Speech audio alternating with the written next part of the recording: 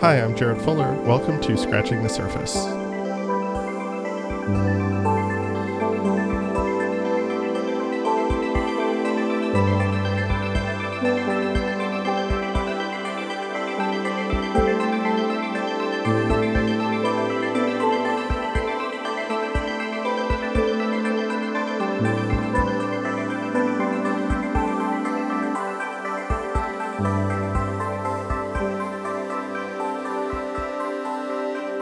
Over the last decade, research has become central to how we talk about design.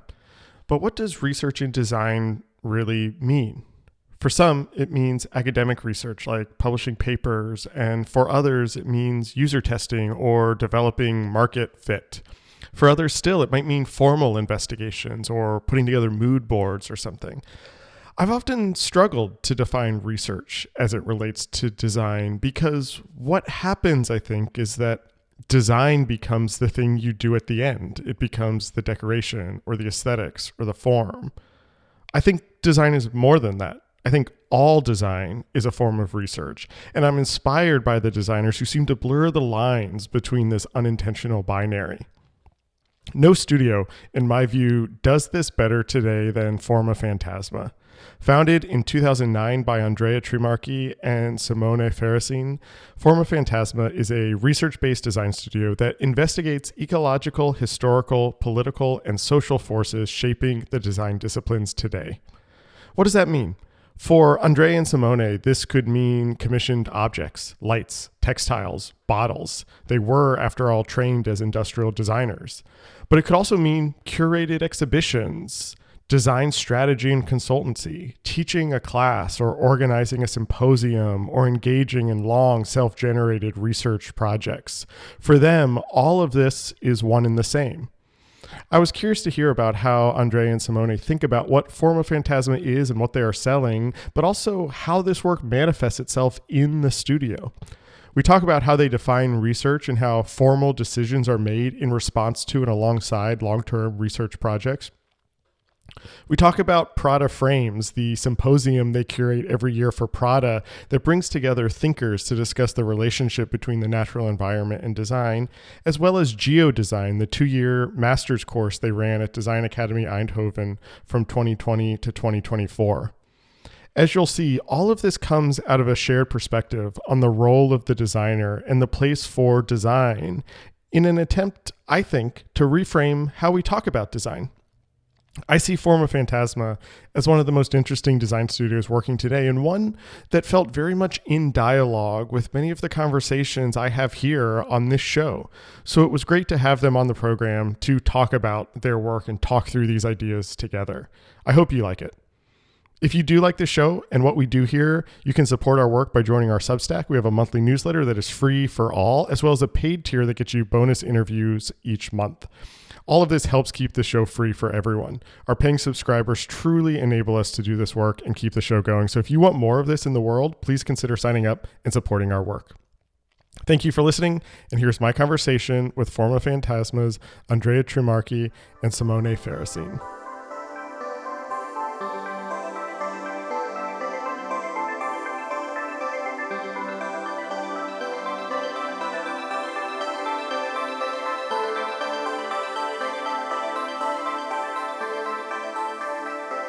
I've spent the last month or so just immersed in your work. I've read as many profiles of you as I can. I've read as many interviews. I've listened to as many interviews.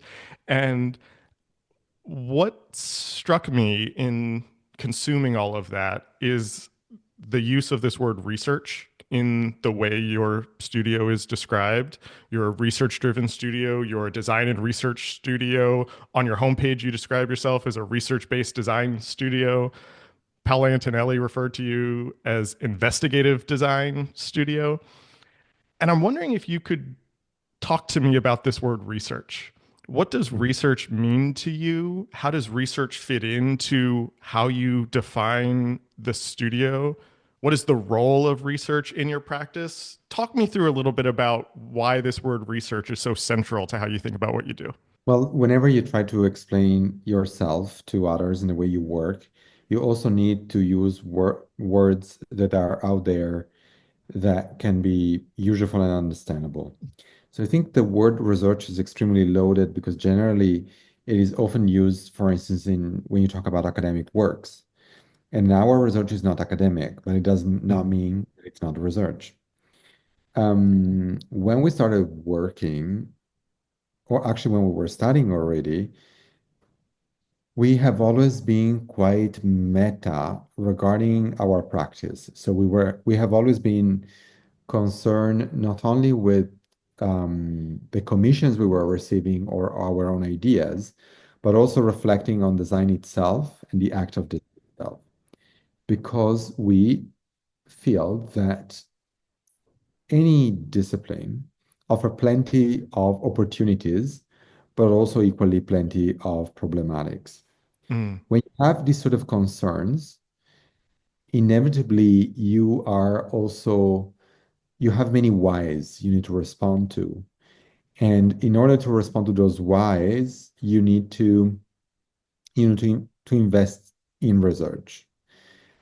I also have to say that over the years, the research we do changed mm, dramatically. At the beginning, I think that it was much more intuitive and mostly based on material investigations. But the questions that arise from those material investigations led to other questions mhm, that needed much more analytical reflections on, for instance, the way materials are extracted, distributed, transformed in half-finished product, and how the act of design make those half-finished product either desirable um, or useful, or in the best of the occasion, both. But very often neglect everything that happened before that. yeah. And so, specifically, I would say in the last 8 years, we are much more involved in longer term, in-depth investigation on very specific subjects that help us to become more knowledgeable, but also much more aware of our position as designers. Yes, and as Simone mentioned, at the beginning of our studio, even when we were studying, it was probably less structured.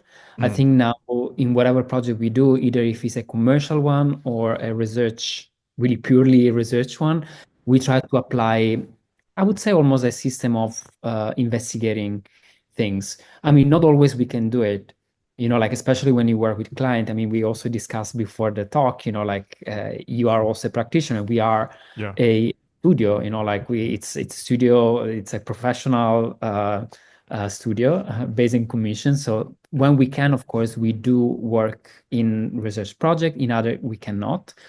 But I would say that even with a more commercial client, we try to do what probably it's not happening anymore, especially in big corporation, that is the R&D. Mm, Like the research and development, most of the time, with especially when I think about design companies, mostly based on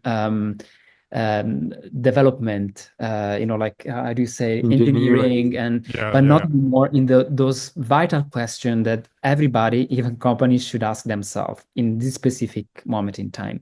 And with our work, we try to ask those questions and to research into those on, yeah. You set up a couple things that I'm interested in, and I want to talk more about the evolution of your the evolution of the studio and how you think about the role of research in the studio and that relationship between uh, kind of the investigations and the commissions. But I'm sorry to ask you a big philosophical question right at the top, but I I was struck by the way, Simone, you were talking about kind of the role of research, but then also creating things that are beautiful, aesthetically pleasing, et cetera, and how that fits together. And this is a generalized question. This is not a Formafantasma question, but I've always found the way designers talk about research to be very stilted in some way. It becomes very binary. There's the research on one side, and then there's the design on the other side. And it's research is used to give the design credit, to give it depth. But then on the other side, it sort of reduces design to the decoration, the beautifying, the Mm. aesthetics at the end. And there's this like, it's unintentional. I don't think it's intentional, but it's this unintentional sort of research is one thing, and then design is when we then turn it into form, Yeah. when we make it look good, when we make it Either you do sellable. beautiful things or you are very intelligent, like those Right. two things are not possible to Right, cohabit. Yeah. right. And so how do those come together for you? What is talk to me about that flow between research and design? How do you break down that binary a little bit? I think this is a very good question and a very good remark, and probably we are also contributing to this cliche, even if it really, our practice is really not as binary at all. Actually, we also have been teaching, not anymore, but for many years, we also have been heading a department in Eindhoven, Design Academy in Mhm. Eindhoven. And we were always trying to explain even to our students, there's not such a phase that research, and then you end it, and then you start Right, design. And what is the consequences of the other? Even the process of design and the use of imagination very often helps you to develop much more original thinking, writing, analysis, and research questions than just focusing on facts and datas. So in the creative process, I think the sort of the ping pong between imagination, rationality, systematic research, um, it's it's always intertwined. And I do fear that probably indeed the biggest negative contribution we could add to the design discipline is developing this binary position between or opposition between research and design, because design is not decoration at all. right. Styling, it's not design, and design is Right. not styling. So far, I mean, we our position is completely the opposite of that. Also, Um, it's a very powerful tool. Beauty, Yeah. it's one of the most interesting tool that design has also to attract, like people buying Yeah. object by even understanding, like complexity. So we all the time try to use the tools that we learn, and I think we Yeah. mastered in time also to go more in depth. So it's not the opposite. It's not that we use beauty. I mean, we use the research to go in depth. We use also beauty to go in depth. I mean, I don't really Yeah. care about beauty, and I don't even like to talk about Sure. beauty, so I don't really agree with what Andrea just said. I don't think it is really about beauty. I think it can also be about ugliness. I think it, I think we definitely use also the formal and discursive possibilities of design. And that can be ugly, it can be For beautiful. sure, but I meant that. Yeah. Yes, Yeah. I know. Yeah. And I want to be clear, I'm not saying that, you have created this binary or that there's, For beautiful sure. stuff or formal stuff and research stuff. And what was really interesting to me as I've spent a lot of time with your work is the blurriness of that. And so I was curious, when you were talking about working with your students, this impulse to have a research phase and then a design phase, which is the deep thinking, the scholarly research, etc., and then the form making, as if that is not a type of research also. And so is that a natural thing that's happening in your process? How are you thinking about maybe the question that I'm trying to ask, or and I don't mean for this to be a reductive question, but how, when you are working on these long-term projects, where does form come in? How do you start to think Yeah. about taking idea and then giving it shape? Yes. Maybe is the question that I'm asking. Mhm. Well, I can, maybe it's useful if we give practical examples, Yeah, even yeah, go for it. listeners will not have, pictures to refer to, but they can Google that. A few years ago, we started this extensive research work, which was actually commissioned by a museum in Norway, the National Museum of Norway, on wool. And Mm-hmm. we turned that commission into a much more, I would say, complex subject that was looking at the complex relationship that there is between humans and animals, in the case of wool, sheep, and how this relationship has shifted and evolved over time. Um, and when we were working on that, we have been, of course, reading many papers. We also interviewed farmers, we interviewed shepherds, we interviewed breeders, We interviewed evolutionists and many people, and we have been reading a lot of papers. And at one point, we started reflecting on specific binaries or cliches in place, for instance, um, between the relationship of what is considered wild and what is considered domesticated. Mm. Who is the domesticator and who's the domesticated, and how that is also a binary position. And so when we had to develop the exhibition, um, we reflected on the idea of the diorama and how that was used, for instance, in natural history museums, but also in museums in general, to display objects, and in a natural history museum to display reconstructions of sections of the landscape and animals within this landscape. And that led to, for instance, also reflecting on how natural documentaries are constructed and how the camera positioned the landscape as a background and the animals as a foreground, and how that create another binary between who's the center of the Right. performance and who's the background. And while in the relationship, in the complex ecologies of nature, there is no such a thing as background, because Right. everything is equally contributing to one another. And this reflection led to the developing of a show that disrupt completely the idea of the diorama, but the thinking that led to that, it wasn't as linear as I described it. Imagination plays completely a role in that. And that's why we realized that many of our students were struggling with this ability of working between rationality, analysis, and imagination, Mm. because they don't understand things visually as much as they would want to. And if you understand things visually, how a diorama is designed talks to you, and that leads you to develop a critical position towards it. Yeah, I would say that the majority of the language that we build within project comes from the word we are looking at. Mm. Like, and when we were developing years ago, or streams, there was a project about electronic waste. All the language that we build around it, in any case, was coming from looking at, for instance, on how electronic waste was disassembled. And there were things that were coming along our way while we Yeah. were doing those projects. And the same goes with Oltreterra, this project that Simone just described. We were within a museum looking into animal and objects. Right. And so we started to look into the modes of representation of both objects in museums and animals in museum.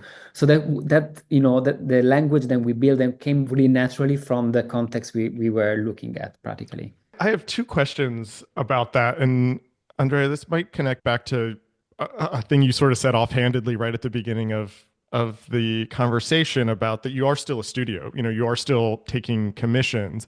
I'm wondering if you can talk more about the overlap or the influence of these kind of self-initiated projects, these investigations, this long-term research with commissions, with client-based work. How do those sit together? How do those influence each other? What are clients coming to you with a thing? We want a light, we want an exhibition, and you sort of get you sort of redesign the brief there. Tell me a little bit about like how that all fits together in the studio when you're working. I mean, it changed in time. I think now, client that comes to us are much more aware about what we do. Mm-hmm. So the request that we get is they are much more fitting, and much more tailored on our interest. I think at the beginning it was not like that. So it really changed in time. And I think we have been also good in, well, explaining much more what we are doing within the studio through also the work we do. But most of the time, client comes with a bit of an idea about we could do for them, but I would say that it's a process of debriefing all the time. So they Mhm. come with an idea and then we come back with another. Right. We get bored very easily, I would say. And that's why also I think the array of work we do is very different. We pass from doing exhibition design to consultancy project and research project. So we like Yeah. also to, had how do you say, Wear different wear hats. different hat, yeah. But I would say the process, it's all the time different based on the client that comes to us. And I have to say that also there are works, as Andrea mentioned before, that we develop in a much more traditional way, Mm. which you have a commissioner and you develop a good design. And by good, I mean that formally it is efficient and aesthetically eloquent and possibly not too polluting and so on. There are other works we are developing in the recent years that instead really reapply to clients the same system we use in our own self-initiated research bodies of work, so that we act essentially as an external research Right. department for the companies. Mm. That is interesting because it leads to different outcomes. For instance, we have been working for a few years with Artek, the Right. Finnish furniture company, and they commissioned us an extension of an exhibition we did on timber industry and how it works to extract values from forests. And we reapplied that thinking to the company to change some of their selections of timber and to do a series of consultancy that are now affecting the way the company is operating. operating, describing themselves, and seeing themselves. And we're Yeah. doing this for our companies too, which is super exciting. I mean, that for me, of course, it would be a dream, right? So before to really design the whatever we're gonna design, we could really get into the DNA of the company, interviewing the people working there, all the suppliers, and Right. then rethinking the supply chain and also the way they communicate. I mean, that would, for me, is the best scenario possible. What I want to say in this moment, it's happening more and more. So we are also really starting, like new project with really start up. That's even better because Yeah. then you can have a, much more big impact. But I think that also came with more clarifying what we do inside the studio. In this sense, I think also the way we will work in the future probably will shift a bit. I mean, Yeah. we have a lot of discussion within the studio on how that can lead in maybe a dividing of a studio in a part that is much more pure, I would say, where we Hmm. could really investigate and do research in a very um, uh, free of client form. And then instead, how that could be applied instead on a commercial side. So kind of in a way to protect even more the research we are doing. Maybe it's weird to go halfway into this interview and ask you about the name Formafantasma, but that translates to ghost form. And what's interesting to me is how the forms of the work are becoming are changing. They are becoming less rigid. Like you just said, you are doing consultancy projects, you are doing research projects, you are doing products, you are doing exhibitions. What is the role of form in the studio now? How do you think about objects? How do you think about when something becomes something that other people interact with? Does that come out of the research? Is that something that is sort of core at the end? Tell me a little bit about this idea of Form. translation research. Form Yes. being a container of ideas is I think So, what I'm interested in. first of all, form is not only a translation. Mm. Form or the exercising form or playing with form, or let's say let's abstract it even more. Aesthetics, composition, let's call Mhm. them like this way because it's even more abstract, could be a way of translating something, but it could also be a way to find something. It could be a means for research. Right. So What I mean to say, because I think it might sound ambiguous to people.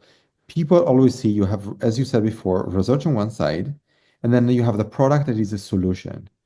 But you can also, but in that case, it's not a product, work with form or aesthetics to actually understand things. I Yes. give you an example, another practical example. When we were working on ore streams, which was this extensive investigation on electronic waste, we were confronted with many pictures representing economically disadvantaged countries, um, completely filled up with waste to the point that some of these pictures they were almost beautiful. It was like almost like a new sublime, but it was also reinforcing extremely problematic cliches on the Right. difference between developed countries and economically Exactly. disadvantaged countries.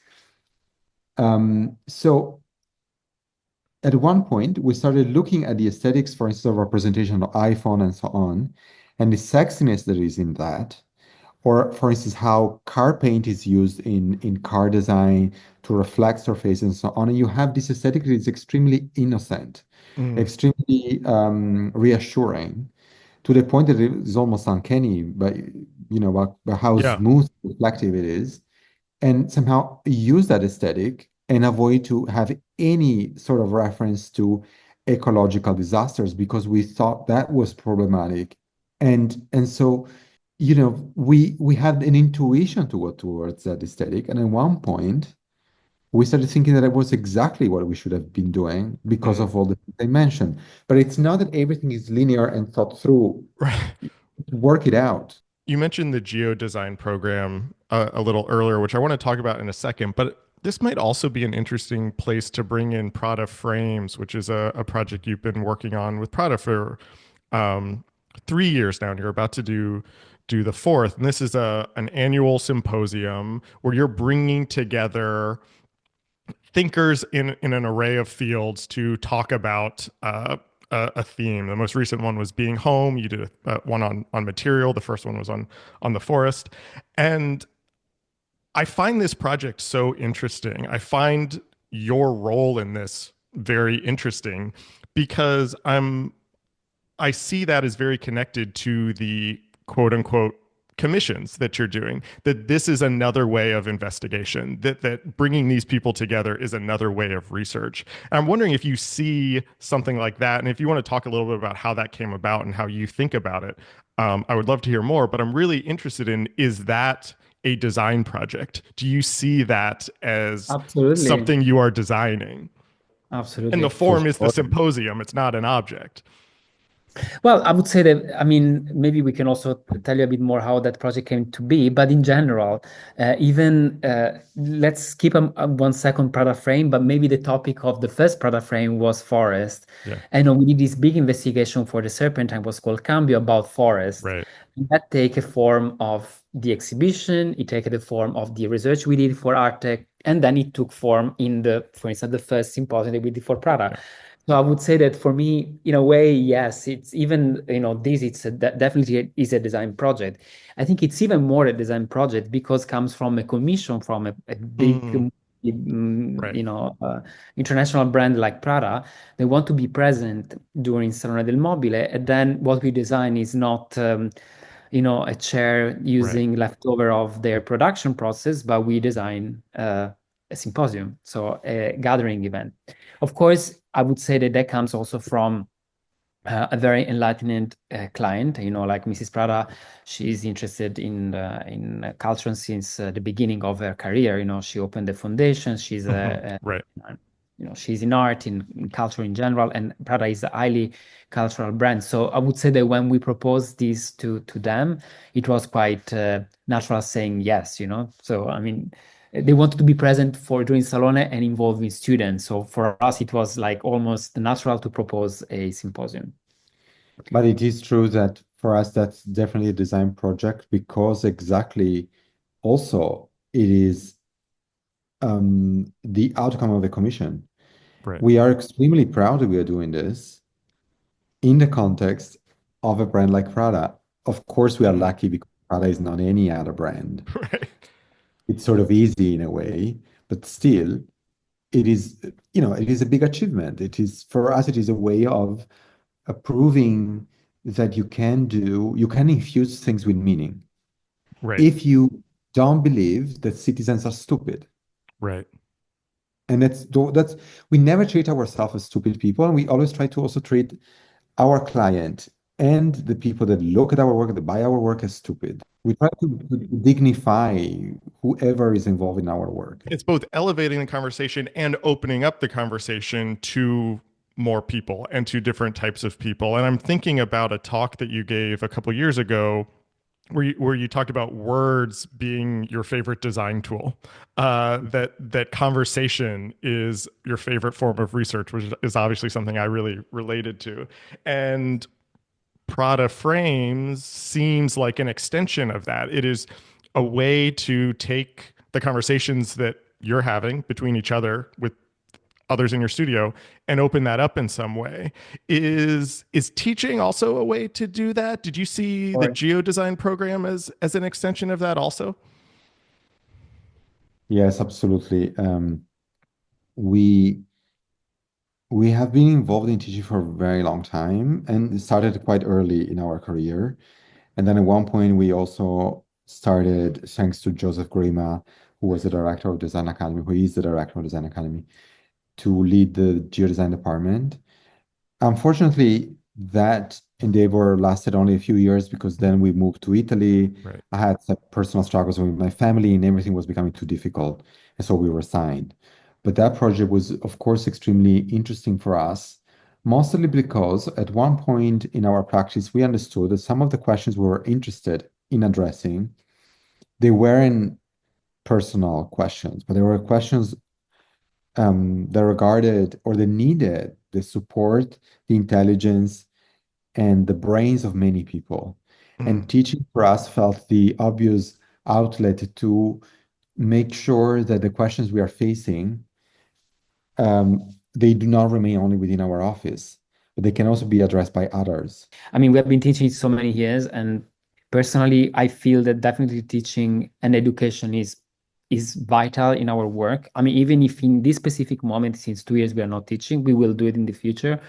But I would say that whatever we do within the studio, it's really about education. I mean, Cambio, Terra are educational tools in any case. They are very educational exhibitions. So Yeah. where there is a need and a willing also to not educate, but to inform people, to make people sure that people understand certain subject. Prada Frame, it's another tool. So definitely education is, I would say, the core of the studio. And the way we do, sorry if I want to add something on this, it's first of all a form of self-education and Exactly. sharing. Hmm. Hmm.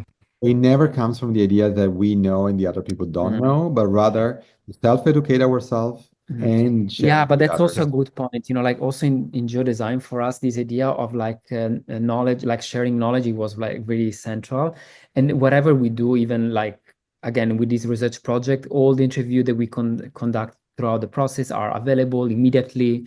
We are also sharing like Yeah. throughout the process, like Yeah. on Instagram, Prada Frame, like it's not a closed door. I mean, it's closed door because Right. there is a we cannot like having hundreds, a thousand of people, but then immediately those knowledge are spread through podcasts or videos. So we really think that is super important to have these ideas circulating. I had Federica from Kuzark on the show a couple Yeah, months ago and talked yeah. about So that, podcasting, and they worked on the Prada Frames kind of podcast version. I want to stay on geodesign for 1 second though. Like you said, you did that for about 4 years, 20 to 24. The program's now run by MetaHaven, which I think seems to think about design in a similar way to what we're talking about. You described geodesign when you were running that program as a platform to explore social, economic, territorial, and geopolitical forces shaping design today. And in talking about the program, you said this, and I want to hear you talk a little bit more about this. You said the designer can be a critical agent in the global system, but their skill set and perspective must expand rapidly beyond isolated self-referential processes. I feel like in some ways that's a lot of what we've been talking about today. Can you tell me a little bit more about how you see, and especially when you were working with students, how you saw teaching the next generation of designers, teaching new designers about being a critical agent, and then this idea of beyond self-referential processes. That to me seems really interesting and really under theorized in design education right now. I think that statement was also it was also meaningful in the context of where the department developed, and so Design Academy Eindhoven. Yeah. And I need to speak briefly about this to explain that statement. So the design as a discipline as a discipline, for instance, in Italy, is managed culturally by the Ministry of Economy. It is interpreted as sort of a tool of economy. In the Netherlands is within artistic practice. Both have pros and cons, and they have completely different perspectives. And we loved when we went to the Netherlands to study Design Academy Eindhoven, exactly because it was an academy. So Right. artistic practice is central to the development of thinking that we had and the student have in Eindhoven. When we had to develop the master, nevertheless, we also saw limitations in that. We really don't like when designers are just looking for self-expression. Mm, I'm not saying there is not a dimension that is of self-expression in design, but it cannot only be that. So when we made that statement, it was also a way of distancing the designer from this almost 19th century figure, yeah. very much based on inspiration and Right. the author seen as a romantic, isolated figure, while trying to move that to a author that is willing to share the research and letting others to take Yeah. advantage, which I think is very lacking in design. I have one more question about geo design specifically, but then I want to pick up on that thread because you're speaking my language right now.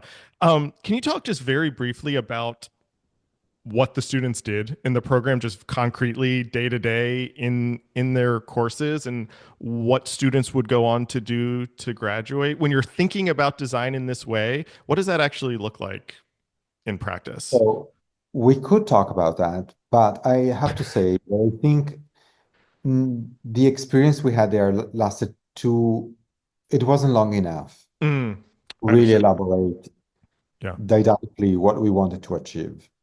And since also now Meta haven't, which were brilliant also teachers within geodesign, are leading the department, I don't feel I want to talk about geodesign in those terms since it's not part anymore of the program, if you don't mind. And also because I have a feeling we didn't achieve what we wanted to achieve. What I can mention in any case is that our idea was to possibly construct a structure that would have allowed to accumulate knowledge in a sort of Shared, content shared environment, a digital environment. It can also be physical environment, where from one course to the other, from one year to the other, there would be a continuous evolutions of research. Mm, And the way we started to initiate that, for instance, was to take the body of research we did with Cambio and to provide it to the students and to say, let's use this as a didactic model and let's use this content and please sort of criticize or elaborate on it. yeah. The fact is, nobody were doing that. So there was still this sort of desire to carve your own niche instead of elaborating on top of what is already there. But I think that would have come probably with time and also with the Yeah. building. I mean, probably would have been a digital infrastructure. I mean, I remember the first year we were also really working on that shared archive. that could have been only internal to the geodesign department for that moment, at that moment. But like for instance, the topic that we initiated, for instance, the forest, is something that we developed throughout the 3 years. So most often that happen also with the design discipline. When you are a practitioner, as soon as you finish something, then you go ahead with something else. For us, instead, it's like multi-generational, year by year, like topics. For us, it was vital to keep it. Another example is like a course that Angela Ruiz, she's a curator, Italian curator, was doing. It was called Pedagogy of the Sea, and for 3 years, she really worked around the topic of the sea, the infrastructure of the sea, through visit, for instance, to Venice. So also Venice, it was like a vital point because of obvious reason. I mean, it's a very advantage point to be in Venice and to look also to climate change. And then the students were every year, in any case, building upon research already conducted there. I mean, there are a lot of like maritime research center there, and then also working on project of students of the year before. I mean, it was a bit clunky. We couldn't really make it. I think probably working more into it would have allowed us to make it really happen. But something that we try to pursue with geodesign since the beginning is this idea of working together. And especially for the first year, so it was a 2-year master, they did it. So it was really about working in group. Then the second year, the graduation moment, then again led to everybody working by themselves and doing more individual work. So I think it did work, but eventually might have. Let me read one more quote that you said before that you talked about in the context of geodesign, but I actually want to frame it outside of that program because I think it's speaking to a lot of what we're talking about. And you said today design education, even if not in all schools, often looks to create professionals that support an existing industry, while we're entirely convinced that it's equally important to train professionals that have the courage to question that very industry.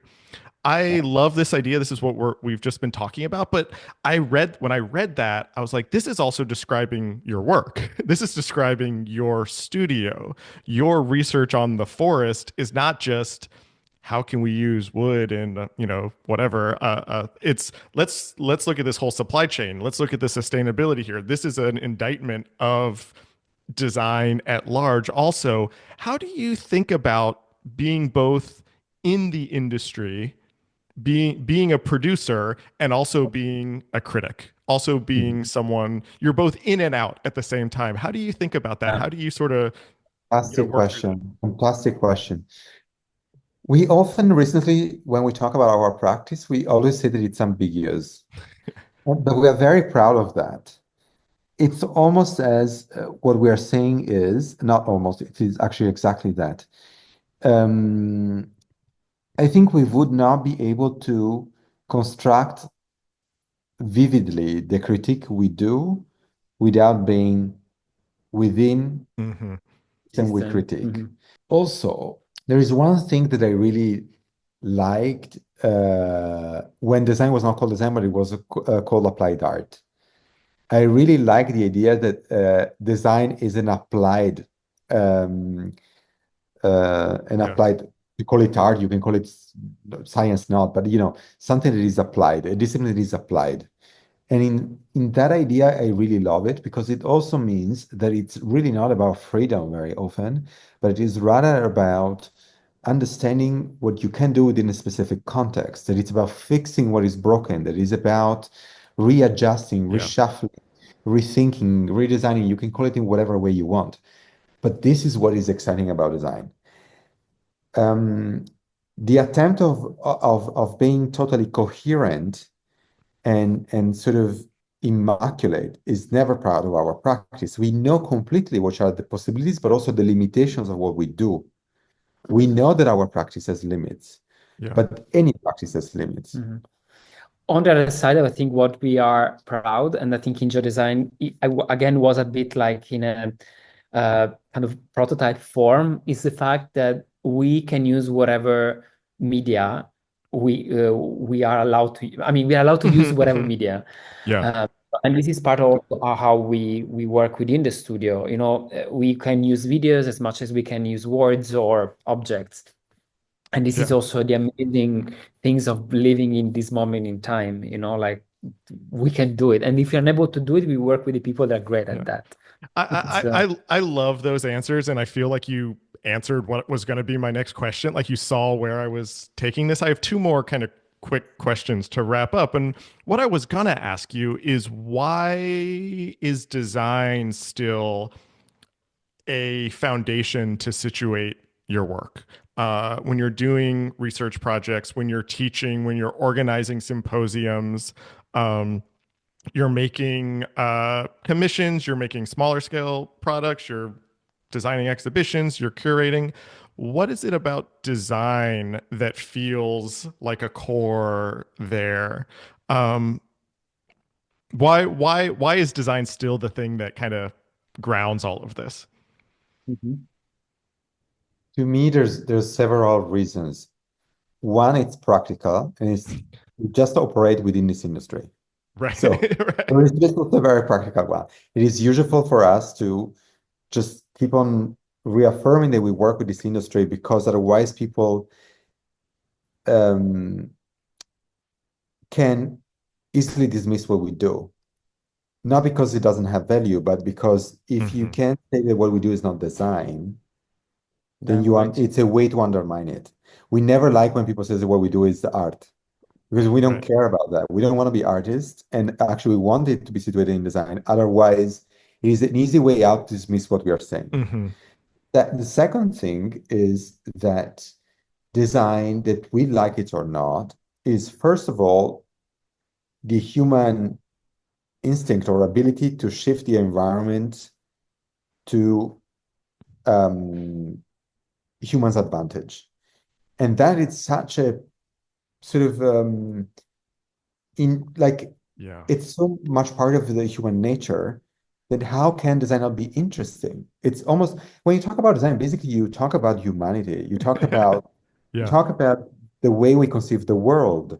So design is endlessly interesting because everything we do in the world is designed, and it's the human actions are designed. And so Yeah, in this sense, like, I mean, of course, we also are part of a branch that we say is product design. So if I need to tell to my mother what we do, we say, like, okay, mama, we do product design, or we design object. That's the easy way out. But of course, it's interesting the fact that design is a suffix. So it can be Hmm. whatever. And, it Yeah. can be system design, product design, fashion design. And I mean, doesn't mean that we are all of it, but I think we are in any case coming from the perspective of looking at design from uh, being designers. And I think that for me is the most vital important things. That optimism, that love of design, from what I understand, has not been guaranteed in your work. Simone, you talked about being a student in undergrad in the early 2000s, when the two of you met, and feeling sort of bored with design, feeling disenchanted with your design education, thinking design was just a tool for industry.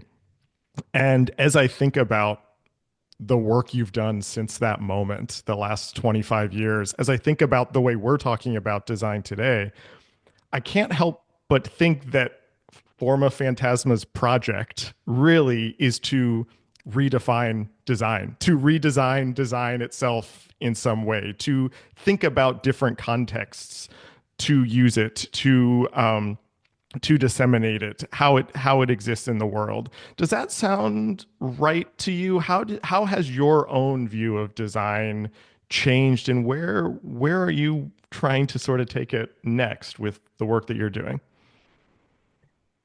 well, um, you started your last question, with mentioning the love for design, but we also have a lot of Agree. hate for design. Right. So we are equally moved in our practice by things we love and by things we Yeah. hate. Yeah. I have to say that very often, probably we are more moved by the things we hate than by the things we love. Mm. Yeah. In the sense that we want to change them, or we like also to work against something. Yeah. But I do see what you mean, that there is an attempt of rephrasing what design is. But I think we should also be intellectually honest with ourselves that it's not that we depart from there, but actually, this is naturally the way we like to do this. Mm, This is who we are. This is what we're interested in. And we don't really know any other way of doing it. Yeah. right. Yeah, but also I think we look it from, I mean, I would not say we look from a positive perspective because most of the time we are very negative. The 99% Yeah, of me them negative. too. Me too. I get it. Yeah. But on the other side, if you look things only from a negative perspective, then you become dystopian. And Right. I don't want to live in a dystopian world. Probably I would like to live more in an utopian world. But we also think that utopia is not the answer. Yeah. So we really like to be rooted in reality and try to do even small things, but try to do it. So we are people that operate. We are trying to give maybe not answer because we don't do that too, but Well, we try to provide yeah, answers. we We do try, try to yes. provide answers.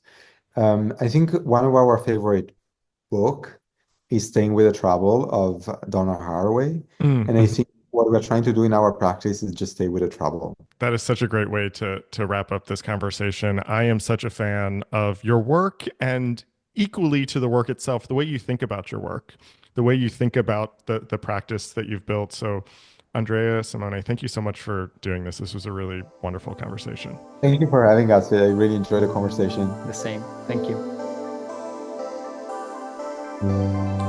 That was my conversation with Formafantasma's Andrea Trimarchi and Simone Farresin. It was recorded on January 31st, 2025. Our theme music is by Jeremiah Chu. The show is funded thanks to the generosity of listeners like you. If you like what we're doing, I hope you consider supporting us and get some bonus content each month. You can follow us across social media at Surface Podcast, and you can listen to all of our previous episodes wherever you get your podcasts and at our website, scratchingthesurface.fm. Thanks for listening.